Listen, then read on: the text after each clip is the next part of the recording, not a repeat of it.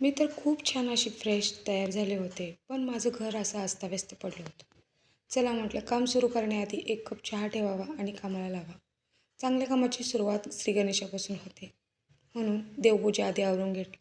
देवपूजा आवरली, देवाचं छान असं दर्शन घेतलं आणि जो चहा उकळला होता तो यांना ओतून दिला. कारण मी सध्या चहा घेत नाही, कारण त्याचे मला खूप दुष्परिणाम होत आहेत. किचन आवरून घेतलं आणि लागले बाकीच्या कामासाठी.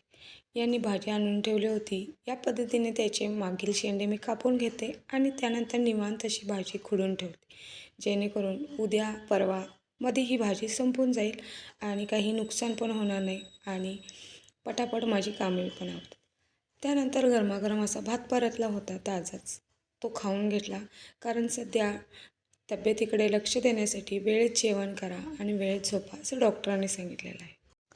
इव्हनिंगच्या वेळी या पद्धतीने ओवीसोबत छान असा वॉक करून आले आणि त्यानंतर आज जेवण बनवायची जास्त काही इच्छा नव्हती, त्यामुळे असा सिंपल शेजवान राईस बनवला होता. याची डिटेल रेसिपी चॅनलवर लवकरच अपलोड होईल आणि बघू शकताय तुमच्याशी बोलत बोलत माझी या पद्धतीने शेजवान राईस तयार झालेला आहे. आणि चला व्हिडिओ इथे सेंड करते. भेटूया परतच्या व्हिडिओमध्ये. तोपर्यंत बाय बाय.